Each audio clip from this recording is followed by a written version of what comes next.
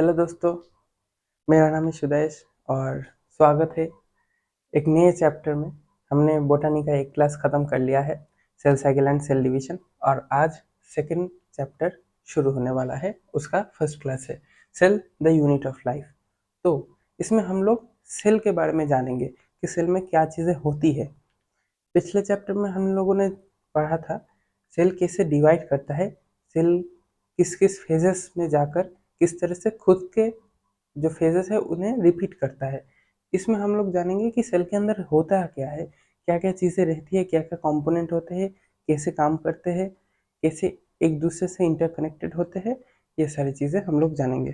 तो सबसे पहले जो सेल क्या है वो हम लोगों ने पिछले चैप्टर में कवर किया था। तो कितने टाइप के होते हैं सेल टाइप? 2 टाइप के होते हैं। एक होता है प्रोकैरियोटिक, एक होता है यूकैरियोटिक।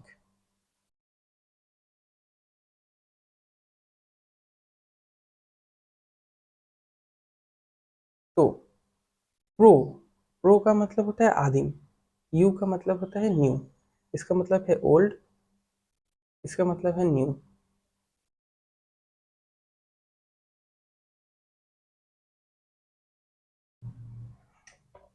कैरी ऑन का मतलब होता है न्यूक्लियस, प्रोकैरियोटिक का मतलब ओल्ड न्यूक्लियस, और यूकैरियोटिक का मतलब न्यू न्यूक्लियस। तो जिन सेल में ओल्ड टाइप का न्यूक्लियस रहता है उन्हें कहते हैं हम प्रोकैरियोटिक सेल। जिनमें न्यू टाइप का यूकैरियोटिक सेल, न्यू टाइप का न्यूक्लियस रहता है, उन्हें हम लोग कहते हैं यूकैरियोटिक सेल।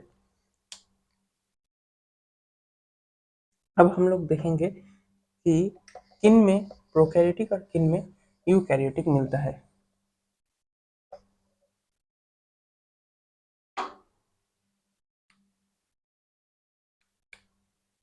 हम लोग जानते हैं किंगडम,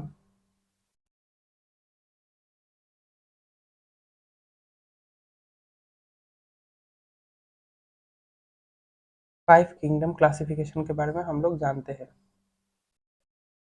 उनमें कौन कौन है? पहला है Monera, second protista, third number पे है फंगी,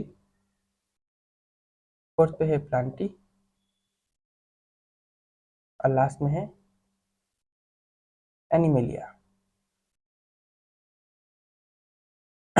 तो इनमें से ये जो 4 है ये होते हैं यूकैरियोटिक,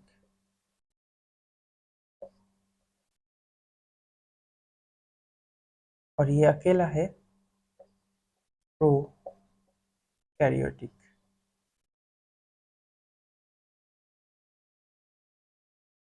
तो हम लोग ये कह के चल सकते हैं कि मोनेरा अकेला है प्रोकैरियोटिक, और बाकी सब मोनेरा के अलावा बाकी सब है यूकैरियोटिक। तो हम लोग पहले प्रोकैरियोटिक के बारे में पढ़ लेते हैं, उसके बाद हम लोग यूकैरियोटिक पढ़ेंगे। कोशिश रहेगी आज प्रोकैरियोटिक खत्म करने की।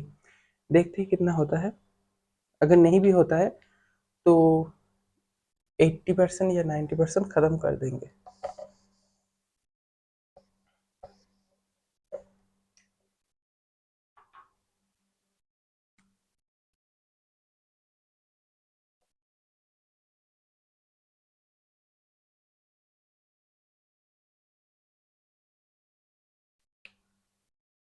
तो प्रोकैरियोटिक सेल के नाम से ही पहले आ जाता है मोनेरा, और मोनेरा के नाम से ही आ जाता है हमारा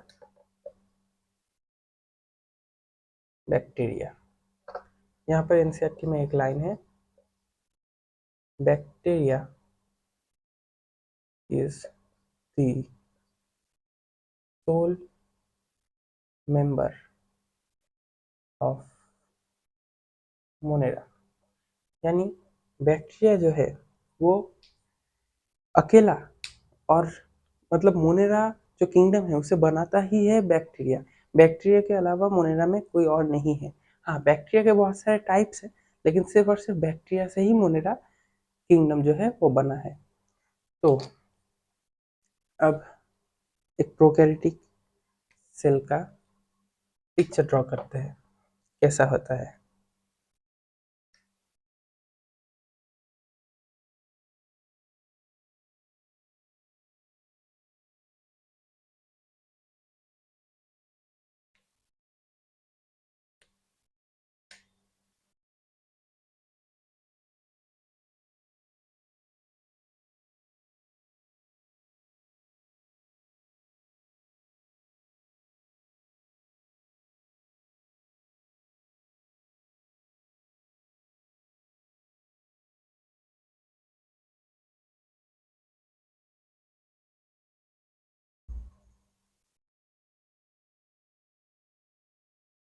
पहले पूरा ड्रॉ कर लेता हूँ, उसके बाद कहता हूँ क्या है।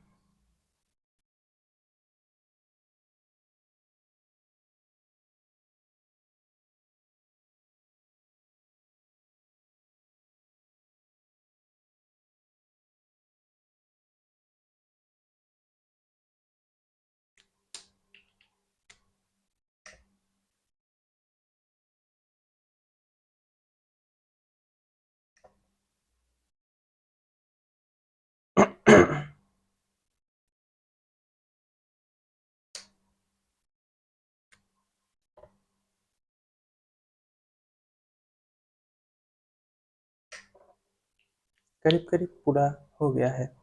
तो अब इनमें कौन सा क्या है ये बता देता हूँ। पहले तो ये एकदम अंदर वाला जो हिस्सा है उसे हम लोग कहते हैं सेल मेम्ब्रेन। ये जो बीच वाला लाल हिस्सा है उसे हम लोग कहते हैं सेल वॉल। और ये जो आखिर में है सेल वॉल के बाहर, इसे हम लोग कहते हैं ग्लाइकोकैलिक्स। इन तीनों को एक साथ मिलाकर हम लोग कहते हैं सेल एनवेलप।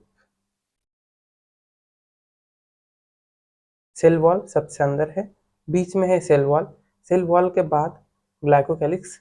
ये एक बैक्टीरिया का फीचर है, बैक्टीरिया के अलावा किसी और में ग्लाइकोकैलिक्स नहीं रहता। इन तीनों को मिलाकर हम लोग कहते हैं सेल एनवेलप।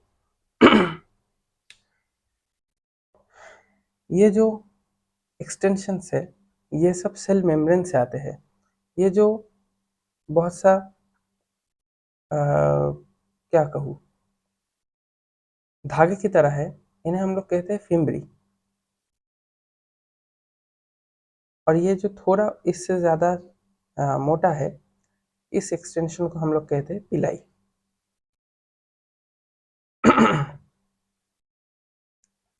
सेल मेम्ब्रेन में जगह जगह हम लोग देख सकते हैं कुछ एक्सटेंशन है। ये दो तरह के होते हैं, एक में जिसमें पिगमेंट होता है, एक में जिसमें कोई पिगमेंट नहीं होता। तो पिगमेंट वाले को हम लोग कहते हैं क्रोमाटोफोर, और जिसमें पिगमेंट नहीं होता उसे हम लोग कहते हैं मीजोसोम। ये सब क्या होता है बाद में इन्हें डिस्कस करेंगे डिटेल में। ये जो डॉट मैंने बहुत सारे किए हैं, ये डॉट है राइबोसोम।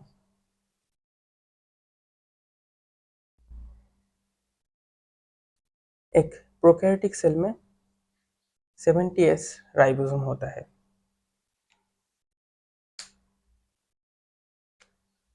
70s मतलब 30s प्लस 50s।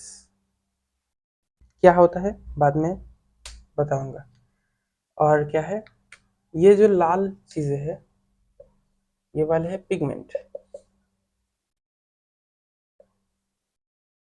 पिगमेंट कैसे, जैसे क्लोरोफिल एक पिगमेंट है, वैसे ही ये क्लोरोफिल टाइप के पिगमेंट है। तो यही था ऊपर से पिक्चर का स्ट्रक्चर। तो अब हम लोग अंदर जाने वाले हैं और हर चीज को, ओह ये क्या है, ये तो कहना ही भूल गया था। ये वाला है न्यूक्लियोइड। न्यूक्लियोइड का मतलब होता है नेकेड न्यूक्लियस।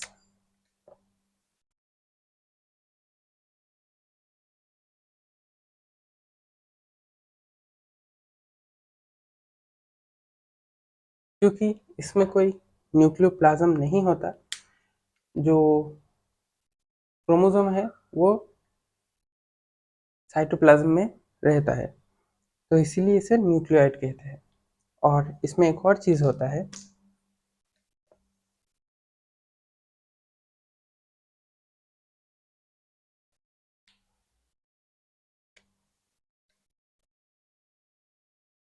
इसे कहते हैं प्लास्मिड। यह है एक्स्ट्रा क्रोमोसोमल,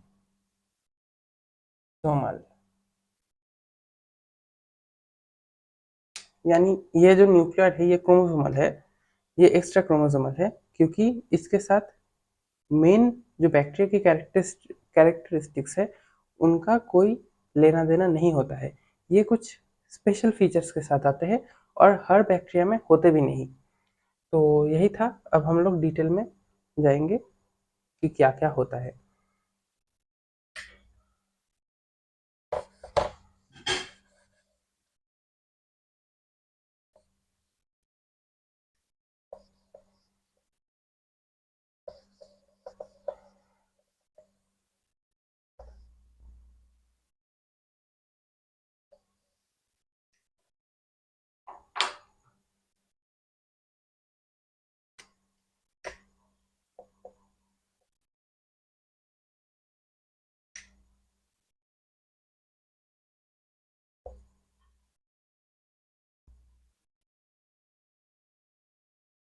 ग्लाइकोकैलिक्स। तो ग्लाइकोकैलिक्स क्या होता है, ये बेसिकली कार्बोहाइड्रेट होता है। कौन सा कार्बोहाइड्रेट, म्यूको पॉलीसैकेराइड।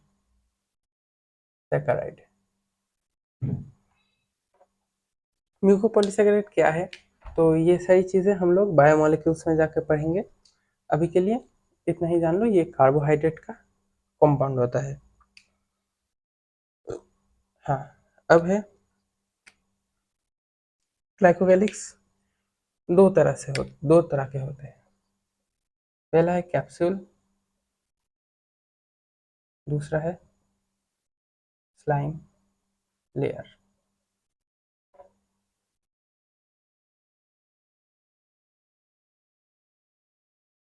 कैसे समझे कौन सा कैप्सूल है और कौन सा स्लाइम लेयर। अगर ग्लाइकोकैलिक्स पूरी तरह इवनली हर जगह डिस्ट्रीब्यूट हो तो उसे कैप्सूल कहते हैं, और अगर वो जगह जगह पर ऐसे छोटे छोटे हिस्से में प्रेजेंट हो तो उसे हम लोग कहते हैं स्लाइम लेयर। अब आ जाता है सेल वॉल पे।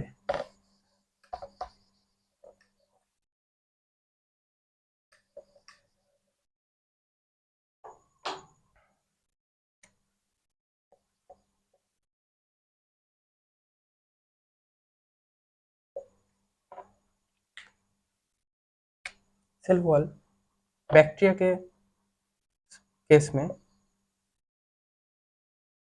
पेप्टाइडो ग्लाइकैन से तैयार होता है। इसमें पेप्टाइड, इसका मतलब है पेप्टाइड चेन, या फिर कह सकते हो अमाइनो एसिड चेन। और ये जो ग्लाइकन है इसे तुम लोग ग्लूकोज कह सकते हो, मॉडिफाइड ग्लूकोज।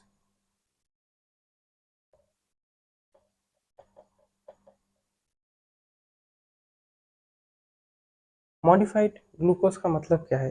ग्लूकोज का जो मेन स्ट्रक्चर है उसमें अगर कुछ फेर बदल किया जाए तो उसे मॉडिफाइड कहते हैं। जैसे कोई इंसान अपनी कार को मॉडिफाई करवाता है तो उसमें वो क्या करता है, चीज़ें बदलता है या फिर कुछ नई चीज़ें ऐड करता है, या तो चीज़ें बदल देता है, उसके अंदर जो थी वो चीज़ निकाल कर कुछ नया लगा दिया, या फिर कुछ स्पेशल चीज़ ऐड करते हैं जो थी और बदल दिया। जैसे कोई हेलोजन लाइट है तो उसे एलईडी लाइट से रिप्लेस कर दिया, तो मतलब एक चीज़ जो पहले से थी उसे बदल दिया, और या फिर कुछ नया ऐड कर दिया।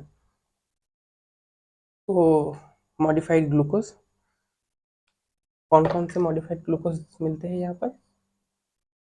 एक है नैग और एक है नैम। नैग का full form an acetyl glucosamine,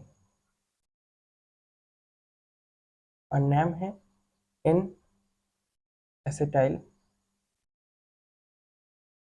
muramic acid. अब ये रहता कैसे है?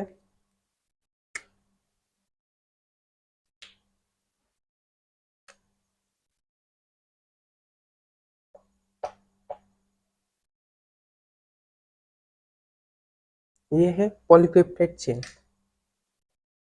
ये जो पेप्टाइड चेन है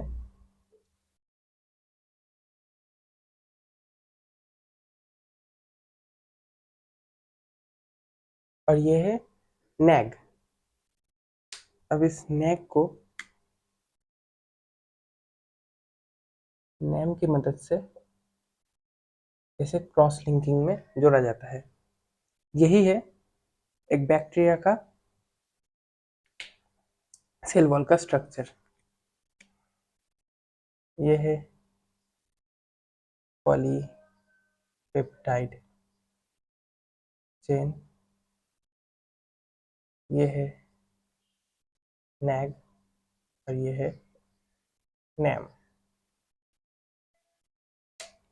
तो अब कुछ स्पेशल पॉइंट्स है।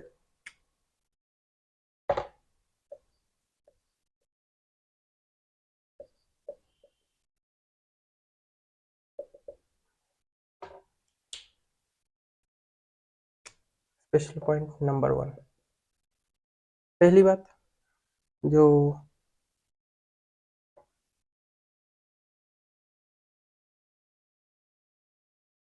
पेनिसिलिन होता है उसे एंटीबैक्टीरियल कहा जाता है। क्यों? क्योंकि वो बैक्टीरिया के सेल वॉल डिस्ट्रॉय कर देता है, और सेल वॉल डिस्ट्रॉय करने के बाद बैक्टीरिया को मारना बहुत आसान हो जाता है, क्योंकि सेल वॉल ही मेनली प्रोटेक्शन का काम करता है। फंक्शन भी बताऊंगा बहुत जल्द। सेकंड, माइकोप्लाज्म नाम का एक बैक्टीरिया है जिसमें सेल वॉल एब्सेंट होता है, इसीलिए पेनिसिलियम के सहारे सेल वॉल तोड़ा नहीं जा सकता। इसलिए Penicillium Penicillium can't destroy mycoplasma. Mycoplasma को पेनिसिलियम डिस्ट्रॉय नहीं कर सकता। अब फंक्शन कह देता हूँ।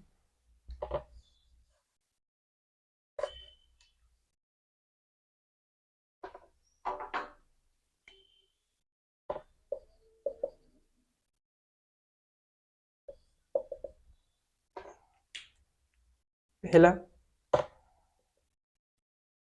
शेप मेंटेन, दूसरा प्रिवेंट फ्रॉम एक्सटर्नल डेंजर्स, तीसरा, यानी इसे प्रोटेक्शन भी कहा जाता है, प्रोटेक्शन, तीसरा प्रिवेंट फ्रॉम एक्वाटिक ब्रस्ट, यानी पता होगा ये जो सेल वॉल है वो एक फिल्टर का काम करता है, या तो इसके अंदर से जो वाटर है वो अंदर जा सकता है, लेकिन वाटर अंदर बहुत ज़्यादा हो जाए तो अगर सिर्फ सेल वॉल ना हो, सिर्फ और सिर्फ सेल मेम्ब्रेन हो, तो ऐसा भी हो सकता है एक्वाटिक बर्स्ट हो गया, यानी पानी इतना भर गया कि सेल जो है वो फट गया, लेकिन सेल वॉल जो है वो उस चीज़ को प्रिवेंट करता है। तो यही सारे बातें थी। अब हम लोग पढ़ेंगे सेल मेम्ब्रेन।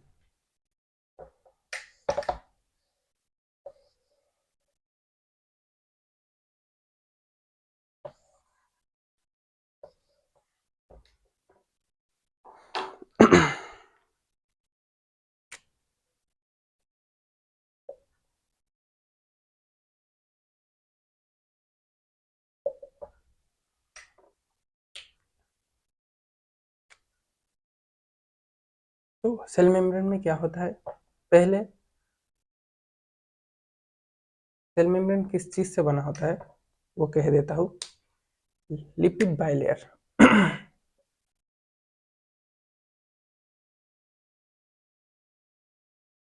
अब क्यों होता है लिपिड बाइलेयर ये समझाता हूँ। एक लिपिड में क्या होता है, पहला ये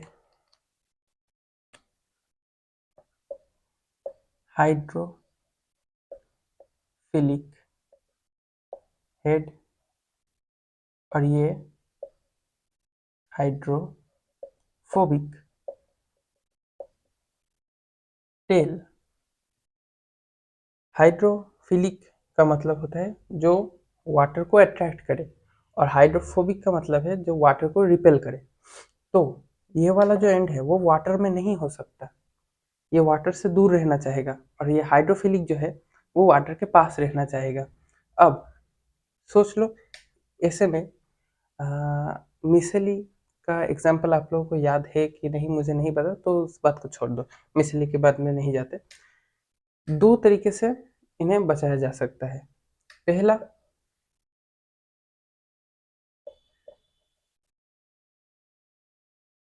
ऐसे गोल करके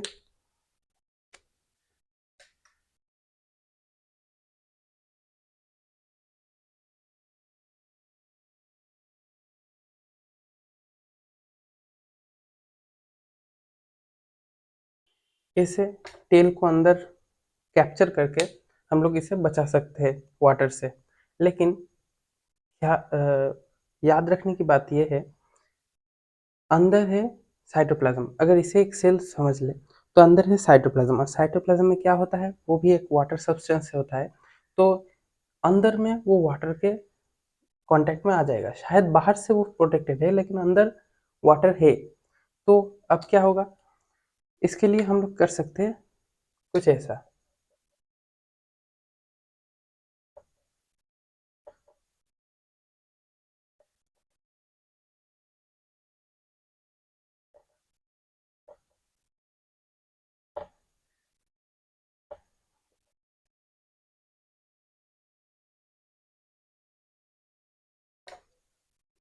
ऐसा करने से बाहर से भी और अंदर से भी ये प्रोटेक्टेड होगा, लेकिन सिर्फ इतना हिस्सा करने से साइड से वाटर आ सकता है, इसलिए ऐसा करके पूरा एक सर्कल बनाना पड़ेगा, तभी जाकर ये अंदर और बाहर दोनों तरफ से प्रोटेक्टेड होगा।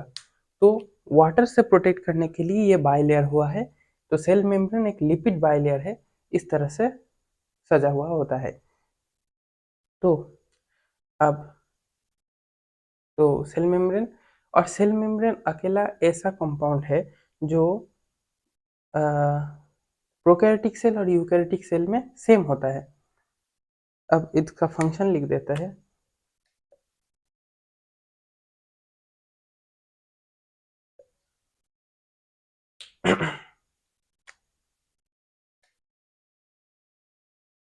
पहला है फिल्ट्रेशन। सेल मेम्ब्रेन क्या है, यहाँ पर फिल्टर का काम करता है। सेकेंडली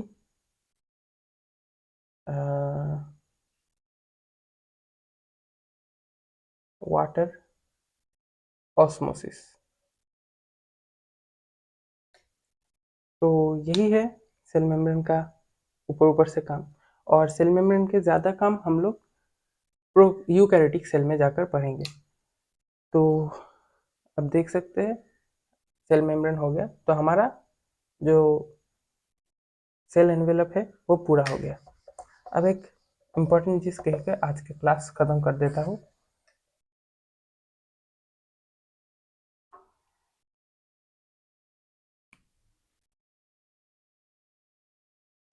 प्रोकैरियोटिक सेल को हम लोग टाइप्स में डिवाइड कर सकते हैं।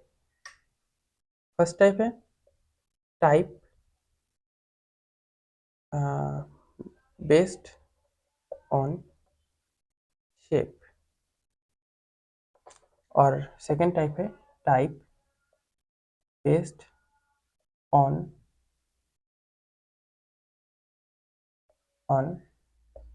ग्राम स्टेन।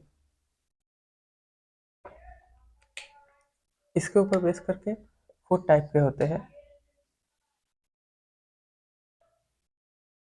पहला एकोक्कस, दूसरा बैसिलस, तीसरा विब्रियो, लास्ट पेरिलियम। कैसे दिखते हैं? कॉकस जो है वो होता है गोल। बैसिलस जो है वो बीच में से थोड़ा चपटा हो जाता है। विब्रियो है वो कॉमा शेप होता है। स्पाइरलम होता है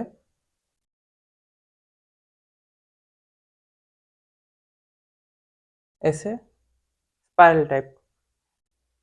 तो ये हो गया शेप के बेसिस पे जो टाइप्स, और अब है ग्राम स्टेन के बेसिस पे। तो क्रिस्टियन ग्राम नाम का एक साइंटिस्ट था, उन्होंने क्या किया, जो बैक्टीरिया है, बहुत सारे बैक्टीरिया को एक कंटेनर में लिया, बहुत सारे बैक्टीरिया को ऐसे ऐसे ऐसे, अब इन्हें स्टेन किया। स्टेन मतलब रंग देना, इन पे कलर किया।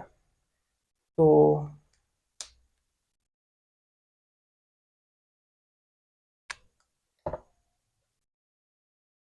जब कलर किया तो इनमें हर एक पे कलर आ गया। अब इन्हें यूवी रे दिया, यूवी रे से कलर चला जाएगा।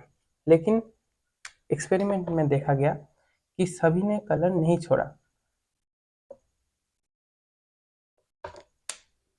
कुछ कुछ ने तो कलर छोड़ दिया, लेकिन कुछ में कलर रिटेन हुआ, यानी कलर रह गया। तो उन लोग जो जिन्होंने कलर को अपने अंदर रख लिया यूवी रे देने के बाद भी, उन्हें हम लोग कहते हैं ग्राम पॉजिटिव। और जिन्होंने नहीं रखा, जो फिर से पहले स्टेट में वापस चले गए, उन्हें हम लोग कहते हैं ग्राम नेगेटिव। तो 2 टाइप के होते, एक है ग्राम पॉजिटिव, एक है ग्राम नेगेटिव।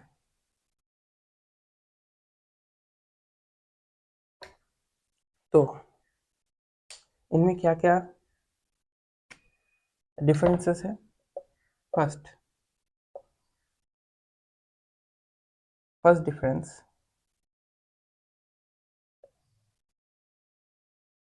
कि इनका सेल वॉल थिक होता है। इनका सेल वॉल थिन होता है कंपैरेटिवली।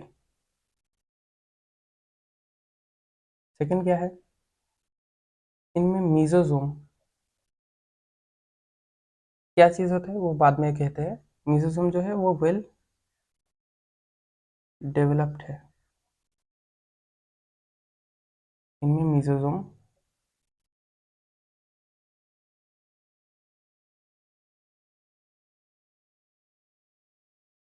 लेस डेवलप है, या फिर होता ही नहीं, होता है लेकिन डेवलप ज़्यादा नहीं होता है।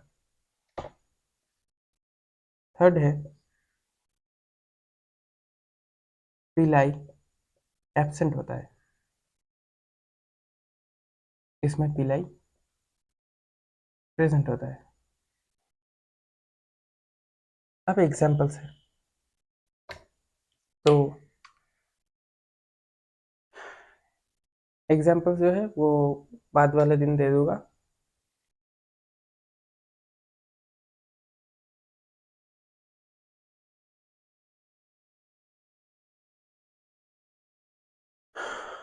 तो आज के लिए इतना ही रखते हैं। अच्छा, एग्जाम्पल लिख ही देता हूँ, मुझे तो अभी पूरे सारे एग्जाम्पल याद नहीं आ रहे। ग्राम पॉजिटिव में फ्रांकिया और लैक्टोबैसिलस, और ग्राम नेगेटिव